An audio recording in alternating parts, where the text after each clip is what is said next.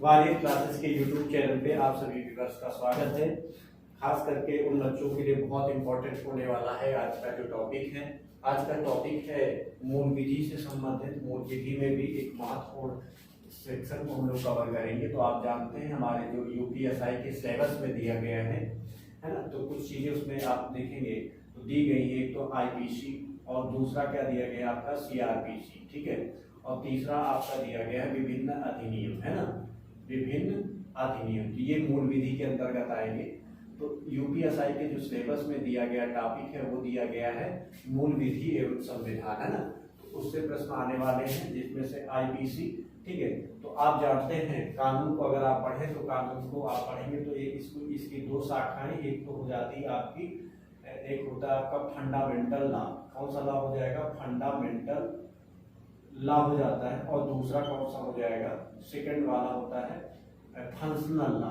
कैसा हो जाएगा? फंक्शनल लॉ, है ना।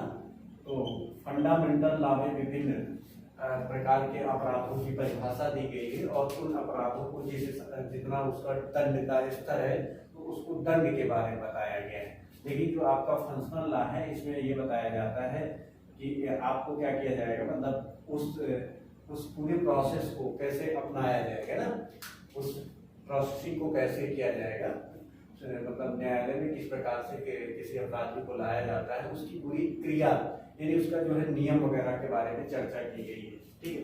तो लॉ कितने प्रकार के होते हैं? एक तो होता है फंडामेंटल लॉ और दूसरा होता है फंक्शनल लॉ, ठीक है। तो इन्हीं दोनों के बारे में हमको पूरा पढ़ना रहेगा। तो अभी फिलहाल हम लोग जो है अधिनियमों के बारे में पढ़ेंगे। आईपीसी सीआरपीसी जो है ज्ञान से पढ़ाते हैं।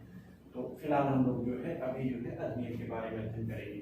तो सबसे पहले जो है अधिनियम पढ़ेंगे। तो अधिनियम देखेंगे तो आप देखते हैं केंद्र सरकार और राज्य सरकार के दोनों प्रकार के अलग अलग, दोनों सरकारों द्वारा अलग अलग अधिनियम बनाए गए हैं। तो एक तो होते हैं केंद्रीय अधिनियम और दूसरे कौन से हो जाएंगे? सरकारी, मतलब ये राज्य की यानी राज्य द्वारा, है ना, राज्य द्वारा, ठीक है, राज्य द्वारा बनाए गए विभिन्न अधिनियम।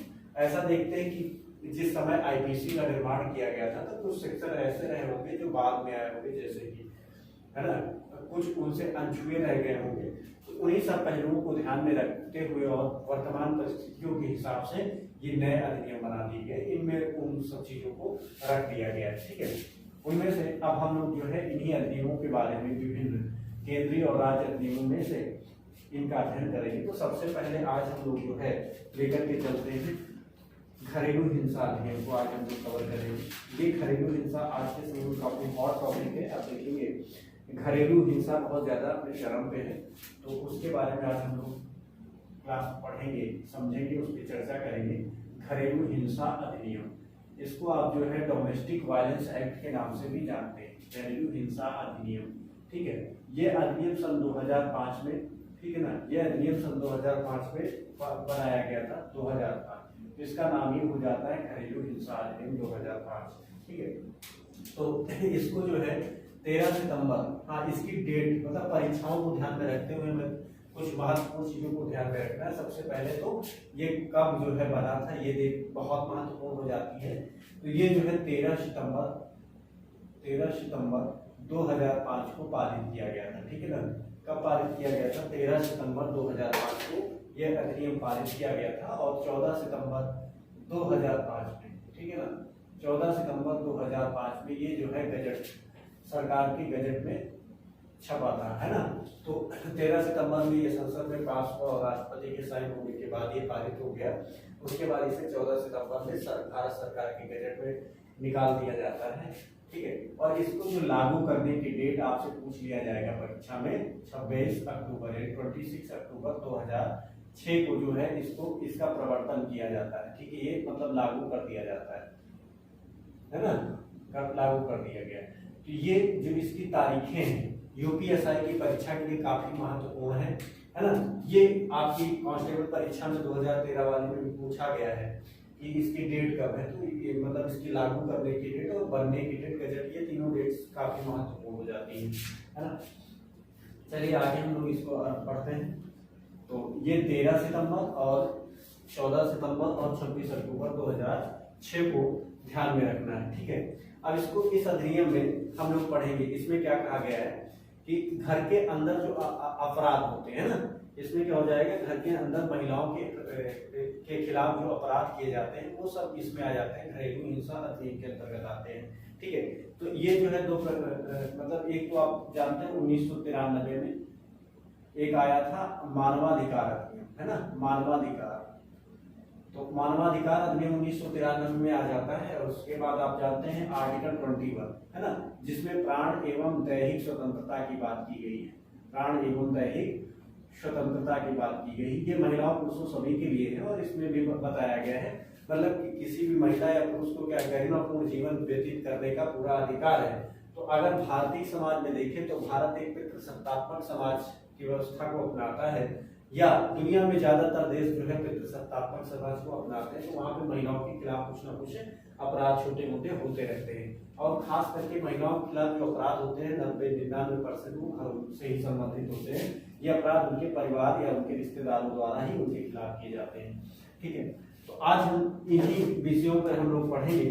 सबसे पहले आप देखेंगे घरेलू हिंसा क्या होती है ना, घरेलू हिंसा की परिभाषा। ठीक है, ये वेरी इंपॉर्टेंट समझ लीजिए है एक तरह से। सबसे पहले तो ये जानना बहुत जरूरी होता है कि इसकी परिभाषा क्या है। किसी भी अधिनियम को पढ़ने से पहले उसमें दिए गए बहुत ही की पॉइंट्स को जानना बहुत जरूरी होता है। तो घरेलू हिंसा, है ना, तो घरेलू हिंसा किस प्रकार की हिंसा है। आप जैसे एक आप अगर पढ़े तो घरेलू दायरे में हिंसा को घरेलू हिंसा कहा जाएगा।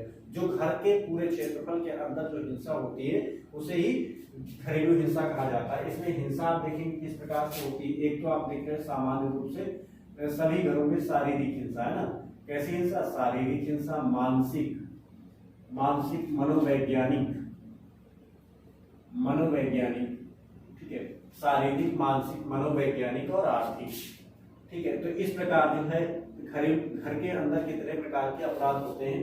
एक तो शारीरिक हिंसा, शारीरिक हिंसा में किसी भी महिला को क्या कर दिया जाए, चोट पहुंचा दिया जाए, थप्पड़ मार दिया जाए, अंग भंग कर दिया जाए, वो सब किसमें आ जाएगा, शारीरिक हिंसा में। ठीक है, और दूसरा आ जाता है मानसिक हिंसा। मानसिक हिंसा कैसे लोग करते हैं, आप घरों में देखेंगे क्या करते हैं, मतलब महिलाओं को कोई ना कोई ताना मार दिया जाता है ना, तो ताना मारना एक प्रकार से मानसिक हिंसा में आ जाएगा। कई बार क्या होता है महिलाओं के उनके माता पिता के ऊपर कमेंट किए जाते हैं, उनके भाई बंधुओं के ऊपर कमेंट किए जाते हैं। तो इस प्रकार के जो कमेंट होते हैं, टिप्पणियां होती हैं, ये महिलाओं की मानसिक स्थिति को बिगाड़ देती हैं। तो ये भी एक प्रकार से मानसिक हिंसा के क्षेत्र में आ जाएगा। उसके बाद अगला पॉइंट देखते हैं, ये आ जाएगा मनोवैज्ञानिक हिंसा। इसमें आप देखते हैं आदमी पहले से कोई पूर्वानुमान किसी के प्रति बना लेता है। जैसे आप भारतीय समाज में देखेंगे आदमी पहले से एक सोच में बना के रखा है कि महिलाओं की गणित कमजोर होती है, महिला सारी मतलब कमजोर होती है, मतलब एक इस तरह के बहुत सारे जो है महिलाओं के प्रति एक अपने मन में एक पहले से एक प्रेजुडिस कर रखा है। तो इस प्रकार से आप अगर किसी महिला के प्रति रखते हैं और उसको मतलब अंडरएस्टिमेट करते हैं तो वो मनोवैज्ञानिक हिंसा के दायरे में आ जाएगा। उसके बाद आप लास्ट वाला पॉइंट आप देख रहे हैं आर्थिक हिंसा। तो आर्थिक रूप से आप किस प्रकार किसी महिला को प्रभावित कर सकते हैं। मान लो क्या है कि कोई महिला किसी घर में रहती है तो उसके भरण पोषण के लिए कुछ एक जो है बहुत ही लिमिटेड धन की आवश्यकता होती है। तो ऐसी स्थिति में क्या हो जाएगा, धन उपलब्ध कराना इस परिवार की बहुत ज्यादा नैतिक जिम्मेदारी हो जाती है। क्या हो जाएगी, नैतिक जिम्मेदारी हो जाती है। धन उपलब्ध कराना परिवार की नैतिक जिम्मेदारी हो जाती है, जिसमें महिला और महिला के बच्चों इन दोनों के भरण पोषण के लिए पैसा उपलब्ध कराना बहुत जरूरी होता है। अगर ऐसा नहीं होता है तो वो भी एक प्रकार से आर्थिक हिंसा में आ जाएगा, क्योंकि ये जिम्मेदारी उस परिवार के जिसकी वो महिला मेंबर है ना। ठीक है, तो पहली चीज आप समझ गए घरेलू हिंसा, है ना। तो घरेलू हिंसा क्या है आपसे पूछ लिया जाए तो घर के घरेलू दायरे के अंदर जो हिंसा होती है वो घरेलू हिंसा होगी। और घरेलू हिंसा अगर पूछ लिया जाए तो किस तरह होती है, शारीरिक हिंसा, मानसिक, मनोवैज्ञानिक और आर्थिक, है ना। ठीक है, उसके बाद अब अगर आपसे पूछा जाए, हाँ, यौन शोषण भी एक प्रकार से हिंसा में ही आ जाएगा, है ना। महिला के खिलाफ जाकर अगर कोई वैसा काम करते हो तो वो भी किस में आ जाएगा, यौन शोषण में आ जाएगा, है ना। ठीक है, उसके बाद हम देखते हैं अगले पॉइंट देखेंगे, इसमें पीड़ित पक्ष कौन होता है ना, पीड़ित व्यक्ति यानी ये जो घरेलू हिंसा होती किसके खिलाफ, इससे प्रभावित सबसे ज्यादा कौन व्यक्ति होता है। तो अगर आपसे देखा जाए घर के अंदर इसमें पीड़ित पक्ष हमेशा कौन होता है, महिला होगी, विमेन होगी। परिवार का वो महिला सदस्य जिसके खिलाफ क्या होता है, परिवार के अन्य सदस्यों द्वारा इस तरह की मतलब हरकतें की जाती हैं, उसके खिलाफ क्या किया जाता है, हिंसा की जाती है। तो ये सब किसमें आ जाएगा, पीड़ित व्यक्ति के अंतर्गत आ जाएंगे। पीड़ित व्यक्ति में महिला आएगी। जैसे आप देखें माता और पुत्र, है ना, अगर ये माता पुत्र के बीच में अगर माता को पुत्र कुछ भी बुरा भला कहता तो वो भी एक प्रकार से घरेलू हिंसा में आ जाता है। तो पीड़ित व्यक्ति आप अगर पढ़ें समझें तो ये 3 प्रकार से समझ में आएगा। देखिए, एक तो होता है आपका ब्लड रिलेशन। क्या होता है, ब्लड रिलेशन। ब्लड रिलेशन में आप अगर देखें तो ब्लड रिलेशन में क्या होता है कि जो आपके खून के रिश्ते होते हैं उसमें भी इस तरह की हिंसा देखने को मिल जाती है ना। जैसे ब्लड रिलेशन में रक्त जनित रिश्ते में माँ बेटे का रिश्ता होता है, काफी पवित्र रिश्ता होता है, और माँ बेटे का ये रिश्ता जो है बहुत ही पवित्र होता है। इसमें कई बार क्या होता है, कुछ बेटे ऐसे हैं जो अपनी माँ को गालियां देते हैं, अपनी माँ को, जब वो माँ बूढ़ी हो जाती तो उसकी सेवा नहीं करते, है ना, उसके पास पैसों की कमी होती, मतलब उसको मतलब हर तरह से हतोत्साहित करते। तो इसमें क्या हो जाएगी, माँ क्या हो जाएगी, पीड़ित व्यक्ति हो जाएगी। और दूसरा आप देखेंगे पिता पुत्री, इसमें पिता पुत्री में भी ब्लड का रिलेशन है, तो इसमें भी आप देखें तो पुत्री क्या हो जाएगी, पीड़ित व्यक्ति हो जाएगी। ठीक है, भाई बहन, है ना, भाई बहन ये हो जाएगा भाई बहन। उसके बाद हम देख लेते हैं दूसरा कौन सा रिश्ता आपके समझ में आ रहा होगा। एक तो होता है ब्लड रिलेशन, दूसरा हो जाता है वैवाहिक रिश्ते। वैवाहिक रिश्ते में आप सबसे ज्यादा वैवाहिक रिश्तों में ही बवाल होता रहता है ना, समाज में, सोसाइटी में सबसे ज्यादा इसी से संबंधित केस आते रहते हैं। तो वैवाहिक रिश्ते में आ जाता है पत्नी और पति, है ना, पत्नी और पति। ये इस रिश्ते में हमेशा पीड़ित पक्ष कौन हो जाएगा, पत्नी हो जाएगा। माता पिता, ये भी क्या हो जाएगा, माता पिता है। अब पति पत्नी आ गया तो माता पिता भी पति पत्नी ही हुए, लिख लेते हैं, लेकिन माता पिता, है ना, ये भी इसी में आ जाता है। इस तरह जो है वैवाहिक रिश्ते में भी इसी तरह समझ में आ जाएगा। उसके बाद एक तीसरा रिश्ता होता है दत्तक पुत्र का। मान लो कोई किसी बेटे या बेटी को क्या ले लेता है, गोद ले लेता है ना, तो वहां पर भी अगर कोई रिश्ता हिंसा होती है घर के दायरे के अंदर, अगर महिला मतलब पक्षकार है यानी महिला है तो उसके खिलाफ कोई हिंसा आएगी तो वो जो है घरेलू हिंसा के दायरे में आ जाता है। चलिए, इतनी आप छोटी छोटी बातें, इसके जो की पॉइंट है थोड़ी बहुत समझ गए होंगे। इसके बाद हम लोग जो है इसको देखते हैं आगे, धाराओं के माध्यम से पढ़ेंगे, है ना, धाराओं के माध्यम से आगे पढ़ लेंगे। उसके बाद हम जान लेते हैं इसका जो लागू कितने राज्य में था ये जान लेते हैं ना। लागू की डेट शुरू में हमने बताई थी, लागू करने की इसमें डेट थी 26 अक्टूबर 2006, है ना। अगर आपसे पूछ लिया जाता है ये लागू कब हुआ था, इनेक्ट कब हुआ, तो ये इनेक्ट हुआ था 26 अक्टूबर 2006 में, और है ना, और उस समय ये जम्मू कश्मीर को छोड़ करके संपूर्ण भारत में लगा था। ठीक है ना, इसको छोड़ करके, जम्मू कश्मीर को छोड़ करके संपूर्ण भारत में लगा था। ये जब लागू हुआ था उस समय की बात है। उस समय चूंकि जम्मू कश्मीर को विशेष राज्य का दर्जा प्राप्त है, और जम्मू कश्मीर में कोई भी केंद्रीय कानून तब लागू हो सकता है जब वहां की विधानसभा ऐसा पारित कर दे, कह दे कि हाँ यहाँ लगाना जरूरी है, तभी लग सकता था। तो इसलिए जो है जम्मू कश्मीर में जो है ये अधिनियम, घरेलू हिंसा अधिनियम लागू नहीं किया जाता है। लेकिन अगर वर्तमान में देखा जाए तो ये क्या है, पूरे भारत में लागू है, पूरे भारत में ये लागू है ना, क्योंकि आपको पता है कि अब के डेट में क्या हो गया, पूरे भारत में लागू वर्तमान में ना, क्योंकि आपको पता है कि धारा 370 हट गई है। तो इस तरह जो है अब ये पूरे भारत में लागू हो जाता है। चलिए, अब इसको हम लोग जो है विभिन्न धाराओं के माध्यम से इस अधिनियम को हम लोग समझेंगे, और केवल महत्वपूर्ण धाराओं को ही हम इस अधिनियम में पढ़ेंगे, क्योंकि हमें जो है परीक्षा निकालनी है और बहुत ज्यादा हमें इसमें नहीं घुसना है ना। तो सबसे पहले इसको धारा 1 पढ़ लेते हैं। धारा 1 है ना, विभिन्न धाराओं में धारा 1 बहुत इंपॉर्टेंट हो जाती है। किसी भी अधिनियम की पहली धारा पढ़ना बहुत आवश्यक होता है। तो धारा 1 में इसमें क्या दिया गया है, संक्षिप्त नाम परिचय, है ना, संक्षिप्त नाम अधिनियम का और परिचय, ठीक है, तथा परिभाषा, ये बात इसमें कही गई है। तो इसमें आपके समझ में आ गया होगा कि धारा 1 में इस अधिनियम का क्या नाम है वो संक्षिप्त में बताया गया है, और दूसरा इस अधिनियम की परिभाषा इसमें बताई गई है ना, अधिनियम के बारे में इसमें बताया गया है। ठीक है, तो ये बात आपके समझ में आ गई होगी कि इसमें केवल और केवल अधिनियम की परिभाषा। इस तरह क्वेश्चन पूछे जाएगा परीक्षा में कि घरेलू हिंसा के मतलब घरेलू हिंसा की परिभाषा किस अधिनियम में दी गई है, तो आप बता देंगे धारा 3। लेकिन अगर आपसे पूछ लिया जाता है घरेलू हिंसा अधिनियम 2005 की परिभाषा किसमें दी गई है, तो वो धारा 1 हो जाएगी। ठीक है, धारा 1 के बाद धारा हम लोग 3 देखेंगे, धारा 3 यानी धारा 3। तो धारा 3 में क्या बात बताई गई है, इसमें अगर हम देखें तो इसमें बताया गया है कि घरेलू हिंसा क्या होती है। तो इसमें कह सकते हैं हम लोग घरेलू हिंसा की परिभाषा, ऐसे शॉर्ट में आप नोट कर सकते हैं इसे, घरेलू हिंसा की परिभाषा, है ना। बहुत ज्यादा इसमें नोट्स भी मत बनाना, बस केवल एक एक लाइन में नोट्स बना लेना और ये समझ लेना कि इस धारा में क्या बताया गया, बस इतना ही, घरेलू हिंसा की परिभाषा। ठीक है, घरेलू हिंसा की परिभाषा इसमें जो है दी गई है। तो घरेलू हिंसा की परिभाषा को हमने जब शुरू किया था तभी हम लोगों ने पढ़ा था। तो इसमें आपको पता ही है, इसके अंतर्गत मानसिक, शारीरिक, है ना, यानी घर के घरेलू हिंसा जो होती है, घरेलू दायरे के अंदर जो हिंसा होती है उसे घरेलू हिंसा कहा जाता है। इसमें किसी भी महिला पक्षकार के खिलाफ क्या किया जाता है, मानसिक, शारीरिक, है ना, मनोवैज्ञानिक और आर्थिक रूप से अगर आप किसी को तंग करते हैं तो वो सब किसके अंतर्गत आ जाएगा, वो आ जाएगा घरेलू हिंसा के अंतर्गत आ जाएगा, है ना। घरेलू मानसिक हिंसा में कैसे हो जाएगा, आप किसी महिला को बुरा भला कहते हैं, है ना, उसके माता पिता पर तुच्छ कमेंट करते हैं, तो ये मानसिक हिंसा में आ जाएंगे। और किसी भी महिला को क्या करते हैं, आप मारते पीटते हैं या यौन शोषण करते हैं, है ना, यौन शोषण, ये भी क्या शारीरिक और मानसिक सब में आ जाएगा वो तो। और उसके बाद आपका हो जाता है आर्थिक, है ना, आर्थिक शोषण। तो इस तरह जो है ये सब आ जाएगा आपका घरेलू हिंसा की परिभाषा के अंतर्गत, इन सब बातों को बताया गया है। फिर आ जाते हैं धारा 4, है ना। तो धारा 3 और धारा 4, तो धारा 4 में क्या बताया गया है, इसमें बताया गया है कि जो हिंसा घर के अंदर हुई उस हिंसा की सूचना संरक्षण अधिकारी को कौन देगा, है ना। तो संरक्षण अधिकारी को सूचना देने के लिए कहा गया है।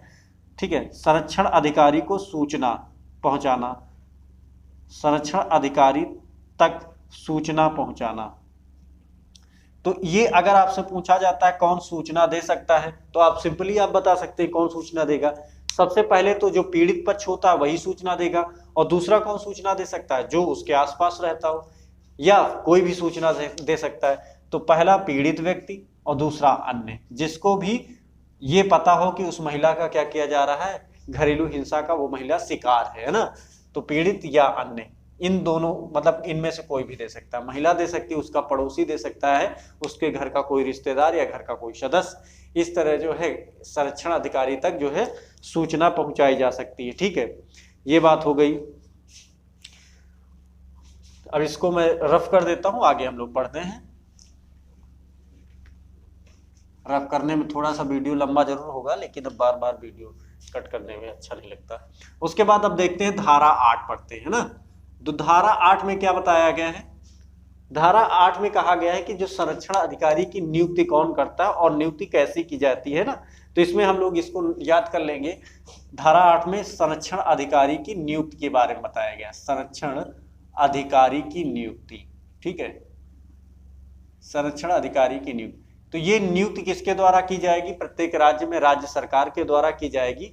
और राज्य सरकार जिस क्षेत्र में नियुक्त करेगी उस क्षेत्र की आबादी के हिसाब से, यानी उस हिसाब की स्थिति को ध्यान में रखते हुए कितने संरक्षण अधिकारी को नियुक्त किया जाना है, इनमें महिला या पुरुष किसी की भी नियुक्ति की जा सकती है, तो वो राज्य सरकार के ऊपर डिपेंड किया जाता है। कई बार एक जिले में एक ही संरक्षण अधिकारी होगा, कई बार एक से अधिक होगा, महिला या पुरुष कोई भी हो सकता है। इस तरह जो है धारा 8 के अंतर्गत संरक्षण अधिकारी की नियुक्ति का प्रोसेस है। ठीक है, उसके बाद हम लोग धारा 9 देख लेते हैं। ये भी संरक्षण अधिकारी से संबंधित है। ठीक है, धारा 9 भी संरक्षण अधिकारी से संबंधित है। इसमें बताया गया है संरक्षण अधिकारी के कर्तव्य, संरक्षण अधिकारी के कर्तव्य। ठीक है, तो इसमें क्या कहा गया है कि संरक्षण अधिकारी का क्या कर्तव्य होगा, तो आप शॉर्ट में समझ लेते हैं संरक्षण अधिकारी का कर्तव्य क्या है। तो संरक्षण अधिकारी का प्रमुख कर्तव्य ये होता है कि जो सूचना उसको धारा 4 के अंतर्गत सूचक ने दी है उसकी क्या करना है, छानबीन मतलब पता लगाना, और उसको जो है पास करके कहाँ भेज देना, मजिस्ट्रेट के पास सूचना भेजना, मजिस्ट्रेट के पास सूचना भेज देना, है ना। मजिस्ट्रेट के पास क्या भेजेगा, सूचना भेजेगा। जो उसके पास सूचना आई है उस पर वो एक्शन लेगा, जांच करेगा, और उसके बाद क्या करेगा, उस हिंसा से संबंधित सूचित कर देगा अपने सीनियर मतलब अधिकारी को, या मतलब मजिस्ट्रेट को भेज देगा। ठीक है, और क्या करेगा, मजिस्ट्रेट द्वारा जो उसको प्रतिपक्षी को बुलाए जाने का आदेश होगा वो आदेश जो है प्रतिपक्षी के पास भेज देगा। ठीक है, तो इस तरह जो होता है धारा 9 में संरक्षण अधिकारी के कर्तव्यों के बारे में बताया गया है। ठीक है, धारा 9 के बाद हम लोग पढ़ लेते हैं सीधे डायरेक्ट धारा 10 को भी नहीं छोड़ेंगे, धारा 10 छोड़ देंगे। धारा 11, धारा 11 इंपॉर्टेंट हो जाती है। क्यों इंपॉर्टेंट हो जाती है? क्योंकि धारा 9 में जहां संरक्षण अधिकारी के कर्तव्य, वही धारा 11 में सरकार के कर्तव्यों का वर्णन मिलता है, सरकार के कर्तव्य। ठीक है, तो सरकार के कर्तव्य क्या होते हैं आप समझ रहे हैं क्या है? सरकार का मुख्य कर्तव्य ये होता है कि जो इसने अधिनियम बनाया है उसको अपने प्रजा यानी अपनी जनता के पास तक पहुंचाया जाए, ताकि लोगों को इस अधिनियम से होने वाले लाभ के बारे में जानकारी हो। और इस अधिनियम मतलब इसमें अब बहुत सारे लोग ऐसे आपके क्षेत्र में होंगे जो लगातार घरेलू हिंसा का शिकार हो रहे हैं, लेकिन उनको यही नहीं पता कि क्या ये घरेलू हिंसा का मतलब वो घरेलू हिंसा का शिकार हो रहे हैं। तो इन सब बातों को जनता तक पहुंचाना, इसके लिए वो टीवी के माध्यम से और रेडियो के माध्यम से और छपाई वगैरह के माध्यम से, पेपर वगैरह में ऐड दे करके सरकार क्या करेगी? घरेलू हिंसा का प्रचार प्रसार करेगी। तो पहला काम तो हो जाएगा इसका अधिनियम का प्रचार प्रसार करना। ठीक है, क्या करना? प्रचार प्रसार करना। और दूसरा काम इसका हो जाएगा समय समय पर इस अधिनियम की समीक्षा करना। क्या करना? समय समय पर समीक्षा करना, समय समय पर समीक्षा करना। ठीक है, ये इसका सरकार का प्रमुख कर्तव्य हो जाएगा, है ना। तो दो बातें आपको ध्यान में रखनी है। सरकार का क्या कर्तव्य? पहला तो प्रचार प्रसार करना, और दूसरा समय समय पर क्या कर देना है? समीक्षा करनी है, ताकि इससे ये मतलब ये पता लगाना कि इससे वास्तव में जनता को, पब्लिक को, यानी जो मतलब जिसके खिलाफ ये हिंसा होती है, जो इससे प्रभावित होता, उनको कुछ लाभ मिल रहा या नहीं मिल रहा, या अधिनियम में कुछ संशोधन करने की आवश्यकता है। इन सब बातों का ध्यान सरकार को रखना है। ये उसके कर्तव्य हो गए, है ना। ठीक है, उसके बाद धारा 11 के बाद हम लोग ध्यान देंगे धारा 12 को, है ना। धारा 12, तो जहां धारा 9 में आपने देखा था संरक्षण अधिकारी के कर्तव्य, वहीं पे आगे धारा 12 में दिया गया है मजिस्ट्रेट के कर्तव्य। किसके कर्तव्य की चर्चा की गई है? मजिस्ट्रेट के कर्तव्य की चर्चा की गई है। मजिस्ट्रेट के कर्तव्य की चर्चा किसमें बताई गई है? धारा 12 में। तो आप समझ लीजिए इसमें मजिस्ट्रेट क्या करता है। मजिस्ट्रेट का प्रमुख काम होता है, जो उसके पास सूचना आती है, संरक्षण अधिकारी द्वारा दी गई जो सूचना होती है उसको इसको जो है 3 दिन के भीतर जो है प्रतिपक्षी को बुलाना होता है। ठीक है, इसका प्रमुख काम होता है 3 दिन के अंदर जिसने भी इस हिंसा को संपादित किया यानी किया है, तो महिला द्वारा जिसके खिलाफ सूचना दी गई उसको बुलाना और उससे क्या करना है? मामले से संबंधित पूछताछ करना। ये किसका काम होता है? मजिस्ट्रेट का काम होता है ना। तो कितने दिनों के भीतर आप बुलाएंगे? 3 दिन के भीतर। और ठीक है, और इस पूरे मामले को फिनिश कितने दिनों के अंदर करना है? 60 दिनों के अंदर। ठीक है ना, यानी इस मामले को निस्तारण 60 दिन के भीतर कर देना है। ठीक है, तो ये हो जाता है धारा 12, है ना। तो ये बात ध्यान रखनी है धारा 12 की।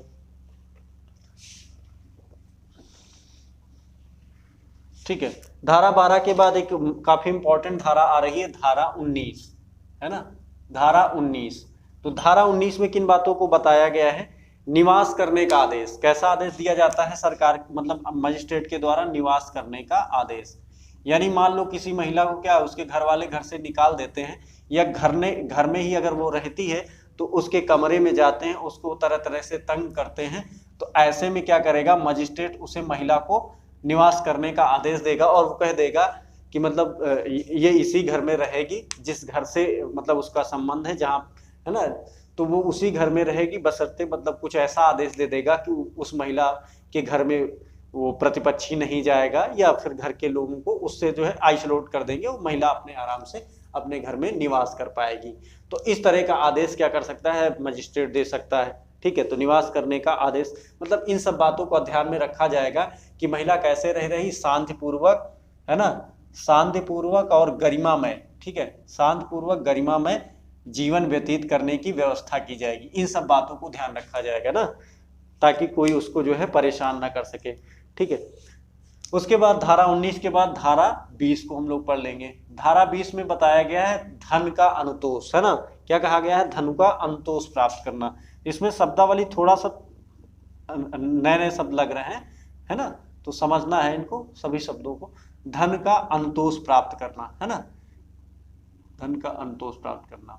तो इसमें क्या किया जाता है? इसमें जो है मजिस्ट्रेट मतलब क्या होता है? पीड़ित पक्ष को धन वगैरह दिलाने की व्यवस्था करता है। ऐसे में क्या होता है? जब किसी महिला को मतलब शारीरिक क्षति आ जाती है तो उसके इलाज वगैरह के लिए, और ठीक है मानसिक या शारीरिक या आर्थिक मतलब जो तंगी आती है या परेशानी आती है उसके भरण पोषण के लिए, है ना, क्या कर देता है, ये धन मतलब दिला देता है। ठीक है, ये धन किससे दिलाता है, प्रतिपक्षी के द्वारा। इसमें मतलब जैसे शारीरिक चोट लग गई है, शारीरिक चोट, है ना, शारीरिक चोट व आर्थिक क्षति, शारीरिक चोट व आर्थिक क्षति की पूर्ति के लिए जो है धन का अंतोष करता है, आर्थिक क्षति। ठीक है, शारीरिक चोट व आर्थिक क्षति, तो इस तरह जो है वो धन का अंतोष प्राप्त कर लेती है महिला, या जो भी उसका जो है महिला ही होती है उसमें पीड़ित पक्ष। तो ये बात ध्यान रखनी है। धारा 20 हो गई। उसके बाद हम लोग पढ़ लेते हैं धारा 23, है ना, और बाकी छोड़ते रहेंगे, ज्यादा इंपॉर्टेंट जो नहीं उनको नहीं पढ़ेंगे, है ना। तो धारा 23 में क्या बताया गया है, मजिस्ट्रेट द्वारा एक तरफा कार्रवाई। क्या हो जाएगा, मजिस्ट्रेट द्वारा एक तरफा कार्रवाई। इसमें एक तरफा कार्रवाई कैसे हो जाएगी, एक तरफा कार्रवाई। इसमें आप देखेंगे मजिस्ट्रेट क्या करता है, मतलब पीड़क पक्ष के को क्या भेजता है, एक सम्मन भेजता है, कह देता है कि आपको जो है मजिस्ट्रेट के न्यायालय में उपस्थित होना है। तो ऐसे में कई बार क्या होता है, जो पीड़क होता है वो जो है मजिस्ट्रेट के न्यायालय में उपस्थित नहीं होता, जानबूझ कर नहीं हो पाता या किसी अन्य कारण से। तो ऐसी स्थिति में मजिस्ट्रेट क्या करेगा, उसके आने का इंतजार न करते हुए अपने हिसाब से वो पीड़ित पक्ष का को सुन करके मतलब आगे की कार्रवाई बढ़ा देगा, यानी जो भी उसे डिसीजन लेना होगा वो डिसीजन लेने के लिए मतलब फ्री रहता है, उसको कोई बाध्य नहीं कर सकता कि नहीं जो जब तक पीड़ित पक्ष मतलब पीड़क का नहीं सुनेंगे तब तक आप फैसला नहीं सुना सकते, ऐसा कुछ नहीं।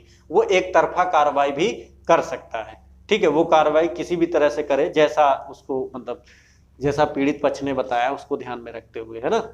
ठीक है, तो धारा 23 आप मजिस्ट्रेट को क्या करना है, एक तरफा कार्रवाई करने की शक्ति मिल जाती है। ठीक है, धारा 25 अब हम लोग समझेंगे। धारा 25 काफी इंपॉर्टेंट हो जाती है। तो धारा 25 में बताया गया है, धारा 25, ठीक है, तो धारा 25 में किन बातों को बताया जाता है ये हम लोग समझ लेते हैं। धारा 25 में ये बताया गया है कि जो मजिस्ट्रेट होता है या न्यायालय क्या करता है, अपने द्वारा दिए गए जो आदेश होता है उसे वापस भी ले सकता है। न्यायालय क्या करेगा, न्यायालय आदेश वापस ले सकता है, आदेश वापस ले सकता है, या अपने द्वारा दिए गए किसी भी निर्णय में क्या कर सकता है, संशोधन कर सकता है। न्यायालय आदेश वापस ले सकता है और दूसरी बात क्या कर सकता है, आदेश में संशोधन भी कर सकता है, आदेश में संशोधन भी कर सकता है। यह संशोधन कैसी स्थिति में करेगा ये बात हम लोग को समझ लेनी है।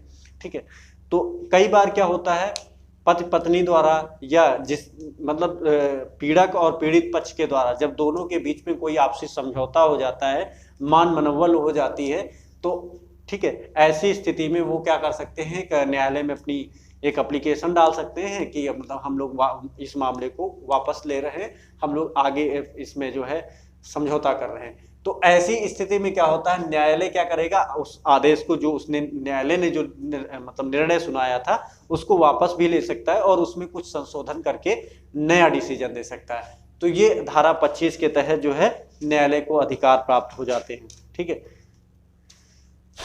उसके बाद हम लोग देखते हैं अधिकारिता, है ना। अधिकारिता धारा 27 यानी धारा 27 में अधिकारिता क्या है, यानी अधिकारिता का मतलब क्या हो जाता है, इसका जो है मामले की कौन सुन सकता है और किस क्षेत्र में सुन सकता है। ठीक है, तो सबसे पहले इसमें ये बताया गया है, अधिकारिता में ये बात समझ लेनी है कि जो इसका जो क्षेत्र होता है, मतलब इसको एक तो सबसे पहले जो है प्रथम श्रेणी का न्यायिक मजिस्ट्रेट इससे सुनेगा। इस तरह का जो मामला होता है उसे प्रथम श्रेणी के न्यायिक मजिस्ट्रेट द्वारा सुना जाएगा। ठीक है, ये बात ध्यान रखनी, प्रथम श्रेणी के न्यायिक मजिस्ट्रेट के द्वारा।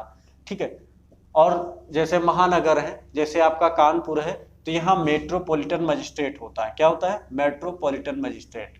तो मेट्रोपॉलिटन मजिस्ट्रेट की अदालत में जो है इस तरह का मामला सुना जाएगा। ठीक है, तो ये दोनों बातें ध्यान रखनी, और ये भी ध्यान रखती है कि ये वही का न्यायिक मजिस्ट्रेट सुनेगा जो मतलब जिसकी अधिकारिता में उस महिला का घर आता हो, मतलब वो जहां महिला वो निवास करती हो वो घर उस न्यायालय की अधिकारिता में आता हो।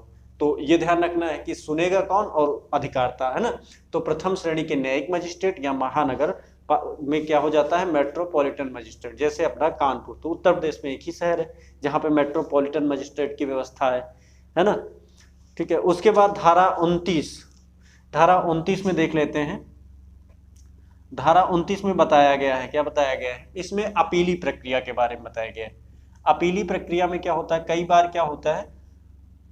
बार क्या होता है न्यायालय द्वारा दिए गए निर्णय से जो है प्रतिवादी संतुष्ट नहीं होता, या उसको लगता है कि मतलब उसको दी गई सजा या उसका जो है सही मामला सुना नहीं गया, है ना, या उसके साथ भेदभाव किया गया है। ऐसी स्थिति में क्या होता है, पीड़क या पीड़ित पक्ष ये कहाँ चला जाता है, अपीली प्रक्रिया में चला जाता है। तो ये जाएगा कहाँ, मतलब पहले आपने छोटी अदालत में आपका मामला सुना गया था, प्रथम श्रेणी के मजिस्ट्रेट में, अब आप जो है उससे बड़ी अदालत में जा सकते हो, सेशन न्यायालय में। ठीक है, क्या जा सकते हो, सेशन न्यायालय में, एक सीढ़ी वाइज आप आगे बढ़ सकते हो। तो इस तरह जो है सेशन न्यायालय में अपील करने का अधिकार मिल जाता है उसे। तो ये अधिकार धारा 29 में दिया गया है ना, ये अधिकार जो है धारा 29 में दिया गया है। ठीक है, उसके बाद अब देख लेते हैं आगे, एक और महत्वपूर्ण 1-2 धाराएं हैं, उनको पढ़ लेंगे। तो धारा 31, ठीक है, धारा 31 हम लोग पढ़ लेते हैं। धारा 31 में क्या बताया गया है, मजिस्ट्रेट के आदेश की अवहेलना पर, मजिस्ट्रेट के आदेश की अवहेलना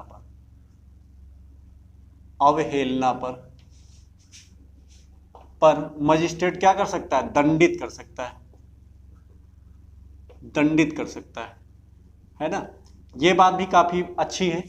अगर कोई मजिस्ट्रेट क्या करता है, मान लो किसी महिला को उसी घर में निवास करने के लिए आदेश देता है जिस घर में पीड़ित और पीड़क दोनों रह रहे होते, लेकिन महिला को गरिमापूर्ण और शांतिपूर्वक जीवन व्यतीत करने के लिए कह देता है न्यायालय, मतलब न्यायाधीश मजिस्ट्रेट साहब कह देते हैं कि इस कमरे में ये महिला रहेगी और इस क्षेत्र में पीड़क नहीं प्रवेश करेगा या नहीं जाएगा इधर से।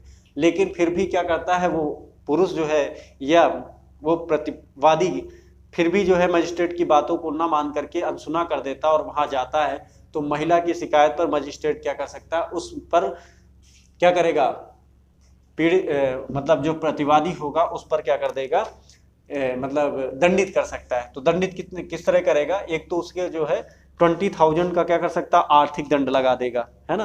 कितने हजार का, 20,000 रुपए का। ठीक है, 20,000 का क्या कर देगा, आर्थिक दंड लगा देगा। ठीक है, और क्या कर देगा, 1 साल की सजा, है ना, 1 साल की सजा का प्रावधान इसमें किया गया है, सजा का प्रावधान, है ना। तो ये आ जाता है, काफी बड़ा मामला हो जाएगा, है ना। तो 20,000 रुपए आर्थिक या 1 साल का सजा या दोनों भी कर दिया जाएगा। तो इस तरह जो है सजा सुनाने का अधिकार हो जाएगा मजिस्ट्रेट के पास, है ना। उसके बाद एक लास्ट धारा हम पढ़ लेते हैं और इसको ज़्यादा लंबा ना खींचेंगे क्योंकि हम लोगों को बहुत ज़्यादा पढ़ना है ना, तो इम्पोर्टेंट। ठीक है, तो हम लोग पहले शुरू में ही जब इस अधिनियम को पढ़ रहे थे तो हम लोग को पहले से पता है कि ये जो अधिनियम है ये एक प्रकार से केंद्रीय अधिनियम है। इसका मतलब क्या हुआ, इसमें कानून को संशोधन करना या कोई सुधार करना है या कुछ भी चेंजेस लाने हैं तो कौन कर सकता है, केंद्र सरकार, है ना। केंद्र सरकार क्या कर सकती है, सरकार इस अधिनियम में संशोधन कर सकती है, इस अधिनियम में संशोधन कर सकती, संशोधन करने का अधिकार रखती।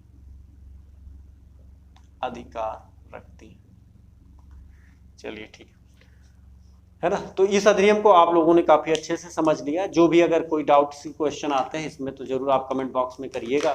ठीक है, अब आगे हम लोग जो है नेक्स्ट अधिनियम कोई पढ़ेंगे, कोई क्या हम लोग दहेज प्रतिषेध अधिनियम पढ़ेंगे। वो भी बहुत ज्यादा हॉट होता है, महिलाओं से संबंधित है और जो परीक्षा में ज्यादातर प्रश्न जो है पर्यावरण और महिलाओं को ध्यान में रखते ज्यादा पूछे जाते हैं।